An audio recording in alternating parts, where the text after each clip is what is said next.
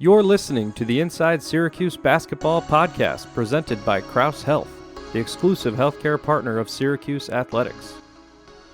Well, welcome back to another edition of the Inside Syracuse Basketball Podcast. And this is going to be a really fun and interesting conversation today, folks, because our guest is former Syracuse player Nick Resavy. Nick, how are you? I'm great, Mike. Thanks for having me. How are you? I'm good, man. I'm good. And, I almost said, is he former Syracuse player? Is he former Syracuse manager? Is he former Syracuse graduate assistant coach? You did it all when you were at Syracuse. Yeah, man. I was able to wear a lot of hats, which I think really prepared me. I was able to see, everything from, a lot of different lenses and, a lot of different experiences. And, it really made me work to get to where I wanted to be and where I'm at now. So yeah, no, it was great. It was awesome. Well, you were at Syracuse during a heck of a time. I mean, you had a ride. Your freshman year was the 2009 season. And then, for 4 years as an undergrad and then 2 more as a GA. So you went from 2009 to 2014, and Syracuse fans, they know those were some incredible years. And I'll talk to you about them, but let's get to where you are now, though, because you said that your time at Syracuse helped you get to where you are. You're the head girls varsity basketball coach at Ardsley High School, down near like Scarsdale and Dobbs Ferry, right? Right there. Yep. Exactly. I want to talk to you a little bit about that before I get to the next big subject. What's it like coaching girls for a guy, first of all, for a guy, and also as a guy who, you spent your time at Syracuse in the men's program? Well, when I left Syracuse, I went to the Nets for 3 years, and I always thought that, that was going to be my thing. Like I wanted to work in the NBA. I grew up in Jersey, so I was a big Nets fan, and it was like a dream come true. And, I just, the whole NBA thing was, with travel and whatnot, it just wasn't for me. So, this is kind of, how I got into coaching at Ardsley and coaching the girls varsity team. But, I run a AU program down in Westchester, Northeast Elite, and we have like 30 teams now, boys and girls. And, one of the best lessons I ever learned, and I'm really close with Brandon Steiner, who's a Syracuse guy. And, he taught me back then when I was with the Nets, he's like, you need to find a person, not a job. So, that always stuck with me. I was like, Brandon kind of originated it, and he still is. Like Brandon's like family to me, but through Brandon's network and whatnot, I met my business partner, Rob Bortstein. So long story short, we started Northeast Elite. He had 2 daughters. He has 2 daughters, but at the time they were in 4th and 7th grade. And he's like, why don't you coach, the girls? Like, we'll put a couple of girls teams together. I was like, I've never coached girls before. I've never coached kids before, period. Right. Like the only kids I worked with was like Hops kids and, and Buddy and Jimmy were, younger. But yeah, we started coaching girls then and man, I loved it, man. It's just that, like, the intensity they bring, and it's awesome. It's awesome, So through that is how, I ended up starting coaching the varsity girls at Ardsley, and a lot of those girls there are, the girls I started with when they were in 4th and 5th grade. So, those kids are, those kids are family to me too. So I get that whole aspect. But it's fun, man. Long story short, answering your original question, but no, girls, it's awesome. It's awesome. They're, it's no different coaching girls and boys. From a basketball perspective, off the court, you might get a couple TikToks going on, but it's fun, man. It's they're super talented, and it's a blast. Now, here's the kicker, folks, and this is maybe the biggest reason why I wanted to have Nick on the podcast. You're not just coaching girls; you're playing against them. Actually, right. Grown women, but you are a practice player for the WNBA's New York Liberty. I am. I find that fascinating. Can you tell me how that came about? So back in February, I was actually like 5 minutes before, one of our Ardsley games. I get a phone call from one of the guys who, works with the Nets, and, the Nets acquired the Liberty, a couple years ago, 2, 3, 4 years ago, whenever it was. And he called me up. He's like, hey, like, the Liberty don't play at the Westchester County anymore. They're, in Brooklyn. We're trying to find, practice players. We just acquired Stewie and Courtney Vandersloot, Jonquel Jones. Like, our mission is championship. Like that's what we're, looking for. And we're looking for guys who want to help us find that mission. And really they call me like, do you know anybody? Because, I'm a little older now, right? Like, my playing days are behind me. And I was like, I'll do it. I'll do it. Like, and they're like, all right, like, let's go. So, that was back in February, training camp was, end of April, early May. And, to be honest, the real reason I did it is because, to form that bridge and that connection with my players, right? So like all the girls teams in my program that I have, they look up to the Sabrinas and, the Stewies. And so for me, I'm like, well, if I can go and, get to know them and work with them. And, honestly, it's a blast playing with them. I had to get in shape. I had to get back to, playing ball and whatnot. But the real reason I did it is to form that connection for my girls and for my program. And, we were able to run and help run, Sabrina's launch event for her foundation in the Bronx last month, which was incredible. We were able to bring, our coaches and a couple of our players, and it was amazing. But from a playing perspective, it's amazing. These women are so talented.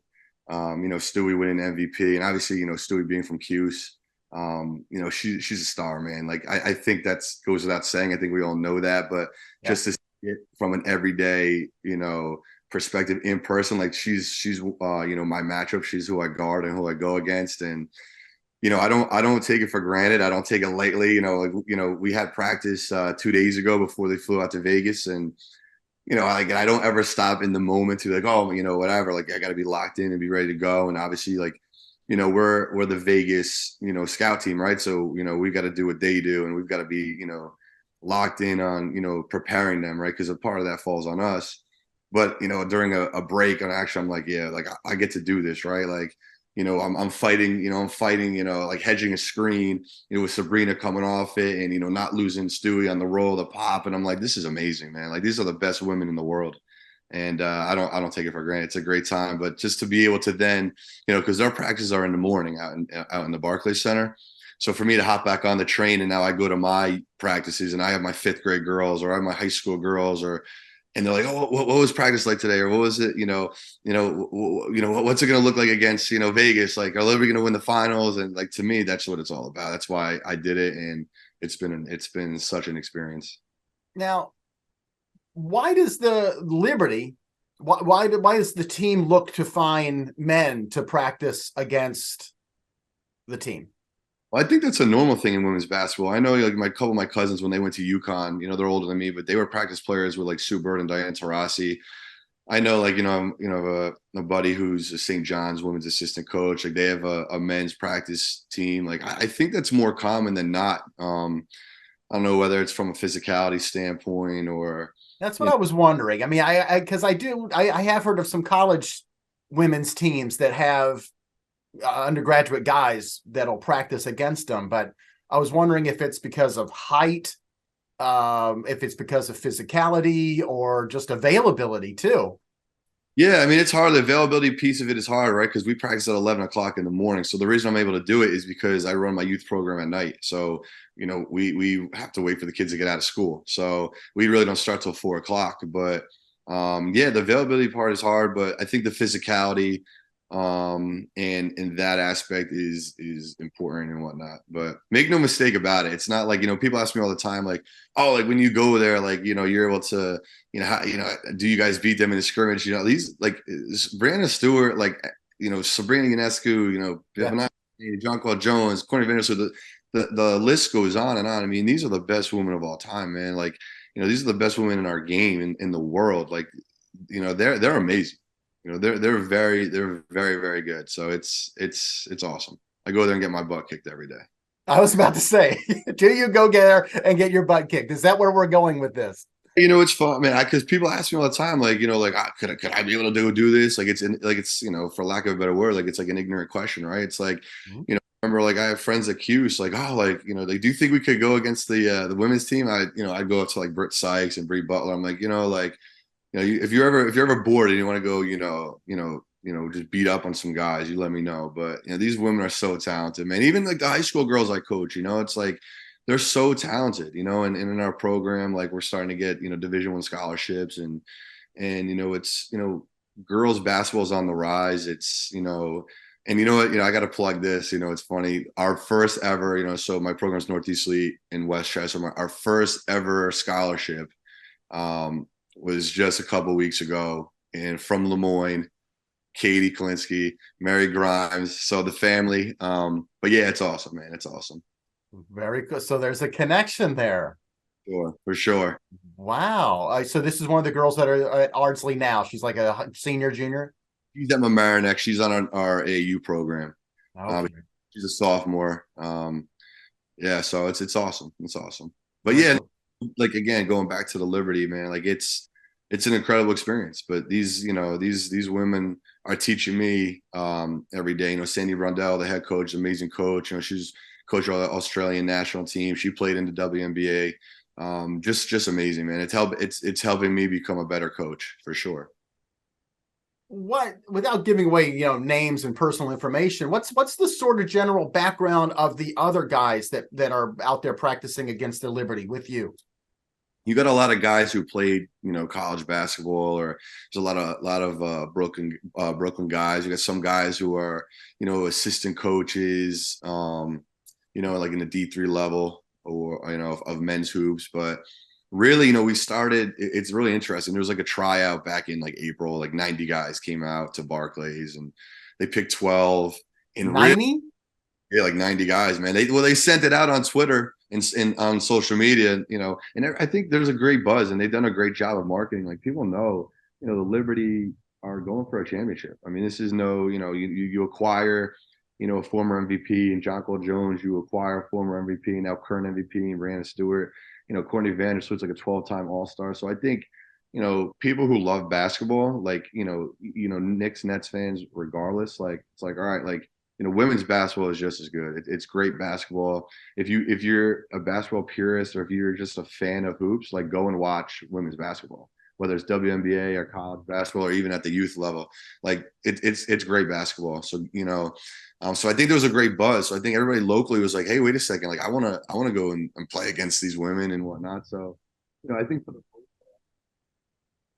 Oh, hold on, Nick. You just faded out a minute there. Where's your microphone?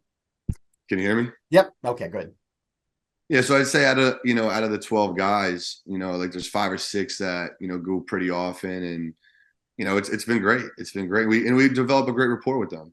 I was wondering too about the other guys that are practicing there. I was wondering if the Liberty officials were not only looking for guys that can play, but maybe understand the game, because if you're going to be the scout team, you have to take what another team's doing, figure it out pretty quickly, and then be able to go out and run it so the Liberty gets used to it, right? So you got to have smart guys, not just it's an incredibly important part of it. And you said it. Like, I listen, like, I'm the only one over 30 on this team, right? And it's like, these guys are more athletic than me and whatnot, but that's a reason, like, I don't come off the court. And it's something I explain to my kids. It's like, it has nothing to do with talent or whatnot, because there are guys who probably could have, quote unquote, made this team that didn't, because, and you said it, we had a Zoom meeting before the first day of training camp, and that was a big part of it, like, understanding the terminology. Like, if the coach's like, all right, you're coming off a stagger screen on the weak side into a DHO, and you don't know what either of those means, you can't.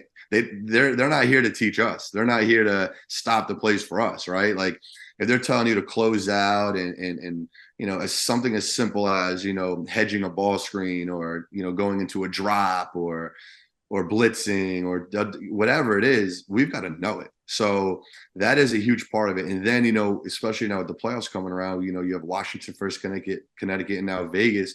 Yeah, when we go over the scout team and they give us a play, and then on the opposite side, they tell us how they want us to defend the Liberty, and we mess that up, we're wasting their time, and we're not helping them get ready. So that retention is also important, because if we'll go into segments of, all right, now we're going to work on transition, but they want us to get into one of the 4 or 5 sets that they showed us, and we can't remember it, we're not helping them get ready. So it is a big part of it. What's it like defending Breanna Stewart? Oh man, it's something.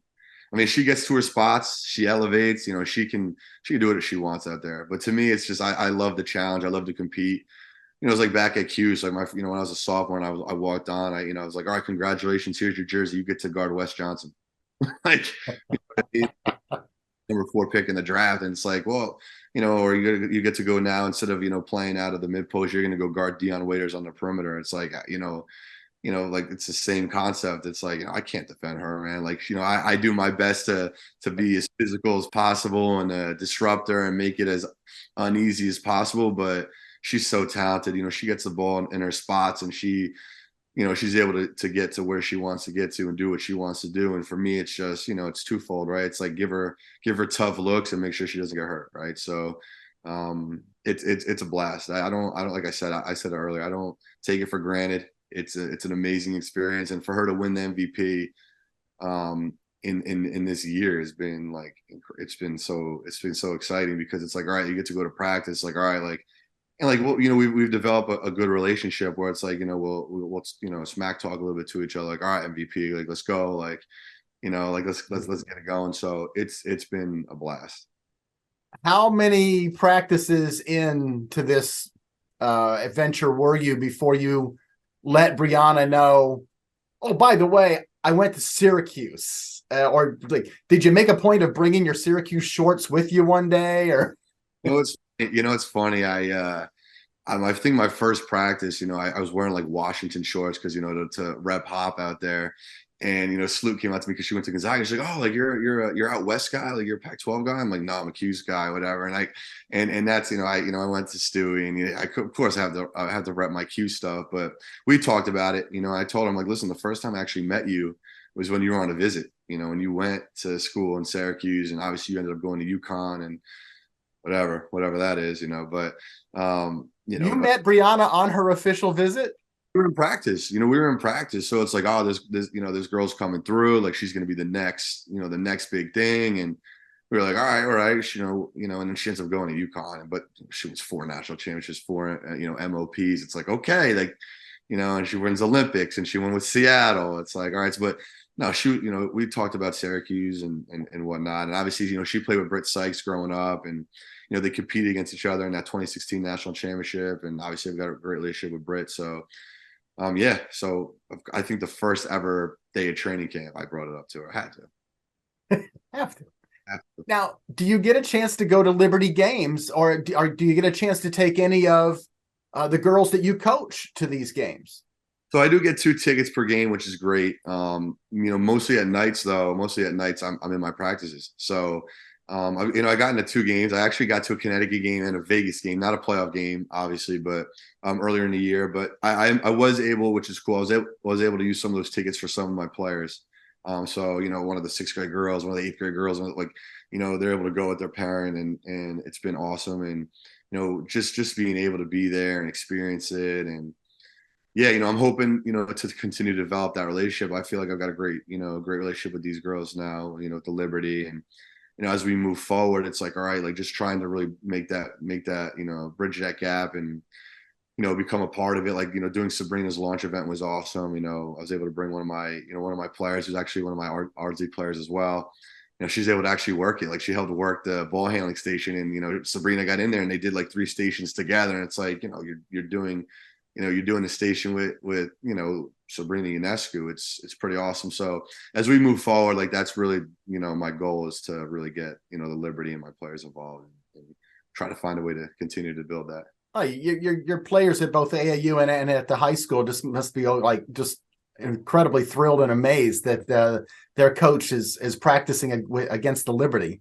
I think they're also confused too, because I think they see me get up and down the court. They're like, you can stay with them, but no, it's fun. No, it's awesome. It's awesome. Like, like I what I try to do is, again, I love what I do. So, I just try to develop a relationship with every kid we have in our program. So, now it's like especially the older ones, or even my 5th graders. I go to practice like last night, my 5th graders, and they got Liberty the shirts on, but they're like, come on, you can't guard them. You can't guard me. Little 5th grader telling me that it's the best. Like that's, so it's pretty fun. But yeah, no, I think it's exciting. I think, now especially, we're taking our 4th through 8th grade girls to Scranton. And there's, funny enough, in that facility, there's a GMAC jersey hanging up. I sent it to him in the past, but we'll be out there for game 1 on Sunday, and it's like, all right, like I'll be able to, in between games, we'll be able to watch like the 4th, 5th, 6th, 7th, 8th grade girls, and be able to talk through it because, you know, everything they do, I try to bring to us and do it, right? Like we play man to man.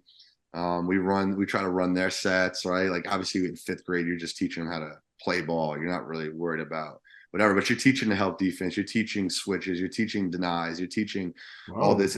Second, you know, you go watch this, like go and watch how, you know, they switch this or watch how they defend this or watch how they cut on the weak side. Like, you know, I want my fifth grade girls to understand what the weak side versus strong side is and teach them. So, you know, we're teaching the game and we might, you know, more or less like, you know, it might take some time to develop, but we've got a lot of talent and we got a lot of kids who want to learn. So, you know, for them to watch, we're like, all right, listen how they run this screen and how they cut on the weak side and how they do this and that. And they're like, oh, like this is what you're talking about. Like this is what it looks like from a pro perspective. Like that's been, you know, a great tool for us.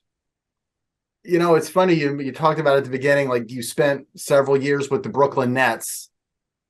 And with your background and connections, there's probably a bunch of places where if you wanted to, you could get into the college game and work for, you know, somebody that you either played with or coached you at Syracuse.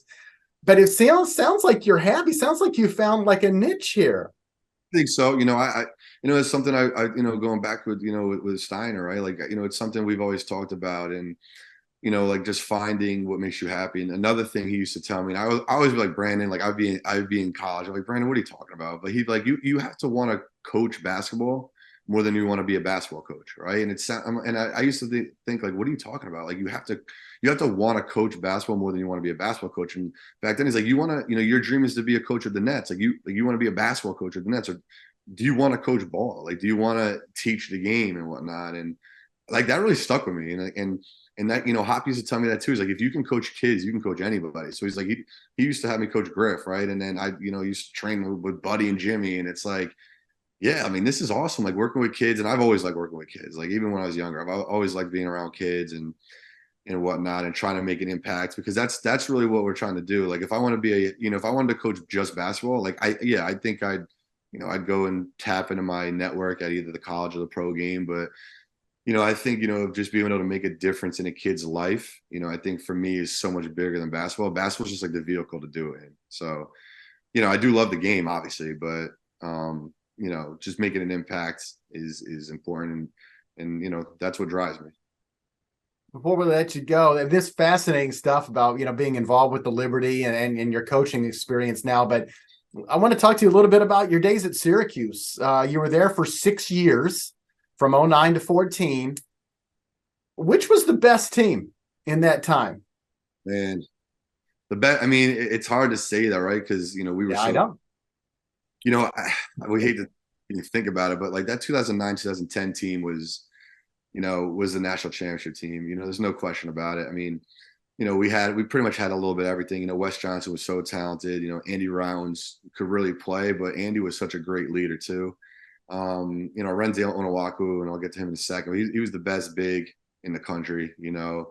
And you know, you Scoop Jardine and Chris Joseph, who are, you know, both like 6 men of the year because they're splitting who's starting, and you know, Trish is steady in there, and you know, ended up being, you know, in that year, you know, we ended up being number one in the country, and you know, Renzi unfortunately gets hurt in the quarters of the Big East, you know, tournament against Georgetown, you know, that noon game at the Garden. And we still blew out, you know, two really good teams, and well, you know, in the first couple of rounds, right? And I think we beat Gonzaga by like 40 points to get to the Sweet 16. And Yeah, then you did. it was crazy. I mean, I know what I'm getting into an NCAA tournament game. We're doing something right. I think I played in a couple of those games, right? And we played Vermont in the first game, and you know, we ended up losing to Butler in the Sweet 16, you know, with Gordon Hayward. And I'll never forget, like, Ronald Nord hit like a three from like the left wing, and we ended up losing by like 4 points. But we have Arenze, you know, we go on and we win. And we knew early on, like maybe not early on, but like in the middle of the season, it's going to be us on one side of the bracket. It's going to be Duke on the other side of the bracket. And we're going to go beat Duke in a national championship game. So to see like Duke beat Butler, I was like, man, it was heartbreaking. Because we knew we were the best team in the country. Like and that wasn't like arrogantly or cocky or whatever. We went about our business. We had great leadership. You know, and I give Andy a lot of credit for that. You know, and that was my first year on the team. So Right. We just knew we were going to win the national championship. And then when Ardsley went down, it was such a gut punch, not just for our team, but for him, because he had been injured before. And, he was a guy for me too. Like when I was, I was a manager my freshman year, but I just worked incredibly hard just to try to make the team. And I wasn't really going to make the team just on my basketball merits, right? Like I had to try to do a little bit of everything, and show like, I was dedicated. And I'll never forget, like when I was told I was on the team, like, Renze looked at me and goes, what's up, teammate? And that's something that stood to me forever. That was back in like 2009. That's almost 15 years ago. Like, to see a guy like that go down at the Garden, it was heartbreaking, man. It was terrible. But yeah, that team, that team, no doubt would have been a national champion. There's no doubt about it, for sure. The 2012 team was pretty stacked too. We were good, man. I think we were like 34-3 that year, right? And then, some circumstances happened, but yeah, that team was good. Ohio State, man, lost to Jared Sullinger, right? Like that was a killer. But yeah, and the rest his soul, the late Fab Mello wasn't able to play in the tournament that year. I don't think Jared Sullinger, as good as he was, has that kind of game if Fab's out there. Well, the funny part with that year too is we kind of were like, all right, like we did it.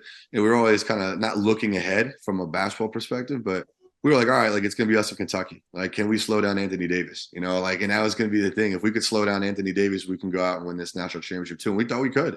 I mean, we had a lot of confident guys. So yeah, when we got word right before the tournament that Fab couldn't play, that was a killer. That hurt. But it goes to show, the next year in 2013, we go to the Final Four. And, I don't know if either of those teams, I don't think either of those teams are as talented. I mean, you look back, we had Michael Carter Williams, you had Jeremy Grant coming off the bench. And, Bai is one of my best friends, and he played amazing minutes. But, that just goes to show you, and that's an example I try to use with my teams. Like, we had staggered down the stretch. I mean, we were not good, at the end of the year, for Syracuse, for our standards anyway, we were not that good. We had ended up losing to Georgetown in our last game, at the Verizon Center. We scored like 36 points. And I remember, like, and this is the lesson, like, we went out bowling at the mall, and we went to Cheesecake Factory because Cheesecake Factory had just opened up at well, I still call it Carousel, but Destiny USA, right? And we went bowling as a team. We went to Cheesecake, and we just, what we did? We just got laughs, and we were like, man, we all love each other. We just got our butt kicked, whatever. Like, we're good enough to win this national championship, but we got to get it together. And that's what we did. We did team outings. We went out to eat again. And then, we ended up, we're in the same bracket as Indiana, and Indiana was the 1 seed. We were the 4 seed, and we had to play them down in the Verizon Center, exactly where we had just. And we handled Indiana. We played amazing. Michael was great that game. Bai was amazing on the defensive end, and then we go kill Marquette in the Elite Eight. And ironically, I think we held them to 36 points 3 weeks to the date of when Georgetown held that to us. And that was an unfortunate game, like, the Michigan one, because I remember, the season turned. It sounds silly when you're talking about like a Big East championship game, but we had to win like 4 or 5 games in the Big East tournament to win the Big East. And we had known like that was the last Big East tournament for us. Like, we were going to ACC next year, and we were being cameras because they were going to do like the requiem for the Big East. And I'll never forget, we were up by, double digits against Louisville, like maybe 15, 16, 17 points at halftime. And they ended up beating us by like 16 points or whatever. It was like a 30-point swing in the second half. And we got in the locker room after the game, like, we're good.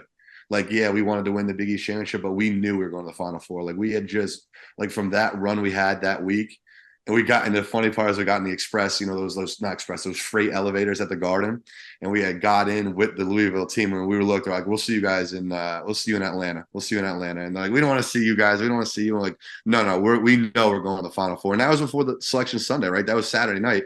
So, the bracket comes. Yeah, we knew. We were confident. We knew. I mean, that week was everything for us. Like, because again, we did the bowling, we did the Cheesecake Factory, we went out here, we did this, we did that, and then we got to the tournament, and we were just locked in, and we were doing it. And even though we lost that game to Louisville, and that was such a we knew we ran out of gas. We played 5 games in 5 nights, and would we have loved to win that tournament? Sure, man, but it was so much bigger than that. And so going to the Final Four was an incredible experience. I remember that whole ride. It was pretty amazing. And I do remember the blowout loss at Georgetown to end the regular season. And then a week later, you beat Georgetown at the Garden as part of your tournament run, your Big East tournament run. So Well, that was the famous like CJ Fair dunk, I think, on Otto Porter. That's in that documentary. And I think Yep. By goes 7 for 7 from the free throw line in that game. And I think Trevor Cooney came off the bench and had 10 points in the first half. Like that was a big moment for him. And yeah, I mean, those are not, now it's like, now I'm getting all these memories flowing back. But it was an incredible ride. It was, just, being able to be at Syracuse and just being able to be, and I'm thankful for it all. Like I'm thankful that I was a manager my freshman year.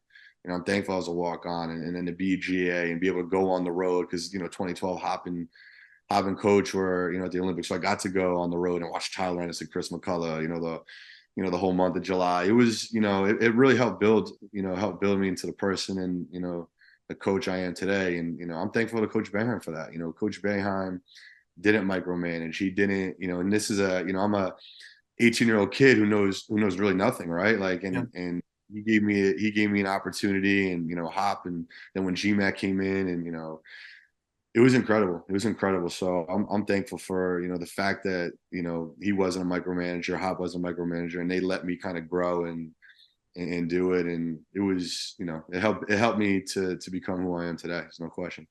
That's really awesome, Nick. That's really awesome.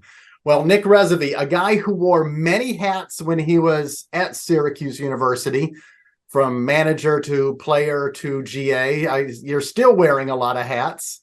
Mike, running an AAU program, coaching a high school girls team, and practicing with the New York Liberty. That's amazing. Mike, one more thing too, and for my Syracuse people up there too. We run a sleepaway basketball camp, so we get people from all over the place. We we do 1 week in Connecticut, we do 1 week in New York, and we get people from all over. New Jersey, Pennsylvania, Connecticut. So Syracuse is not too far. Come out. We have it's 4 nights, 5 days, and it's not just basketball. Like we, and I give my business partner, Rob Borstein, who, again, they're like family to me, a lot of credit, man. He came up with this idea like 5 years ago. It's basketball, but it's zip lining, it's tubing, it's lake, it's zip lines, it's all that stuff. So it's basketball, but it's a camp. So if you're out there in Cuse, come check us out. It's end of June, end of August. It's Buddy Boeheim came, a couple years ago and did it with us. And it's fun. So yeah. And this is with Northeast Elite, right? Northeast runs it. It is. We run it. We're kind of growing it to be a separate entity. Because we want to encourage everybody from. It's cutthroat. You know how AAU is. It's cutthroat down here, right? So yeah, people don't. Yeah, it's us running it, but anybody from any program can come to it, and we do it. So we get kids from every program and different states, and yeah, we run it, but. It's a blast, man. If you love basketball and you love just having fun and whatnot, it's a blast, man. It's a great thing. You got to come out, Mike. We'll get you on those zip lines. Wouldn't that be fun to see, right? Yeah. All right, Nick. Maybe I'll take you up on that. Who knows? No, man. I appreciate you having me, though, Mike. It's been great talking, and like I said, the Syracuse days, and I always appreciated you and Donna and, everything, you always looked out for us too, right? It's something, obviously you're covering, you have a Hall of Fame coach there, and you have, guys who are high level All-Americans, McDonald's All-Americans, guys who are going to NBA draft, guys who are coming back. And, you always looked out for the walk-ons and the managers, and you didn't have to do that. So we always appreciate it. Listen, when I had my first points, I still have that article, and you guys come and interview me. I was like my first ever interview. So I still have that. I still have that newspaper clipping. So I always appreciated all you guys did for all of us. Well, I have a great appreciation for walk-ons and student managers too, because I tell you what, over the years, I've seen the walk-ons and student managers go on and do really cool and amazing things. So it benefits me to pay attention to you guys. You got great stories to tell, and you still do. You still got great stories to tell. It's all day, man. There's no question. All right, Nick Resavy, we're going to get you out of here so you can go coach your girls, right? Good luck to Ardsley this year. We'll now got a whole host of Syracuse fans watching to make sure you do well. Awesome, Mike. I appreciate it, and let's go Orange. All right, Nick. Thank you very much. We'll see you. Join us next time for the Inside Syracuse Basketball Podcast, presented by Crouse Health, the exclusive healthcare partner for Syracuse Athletics.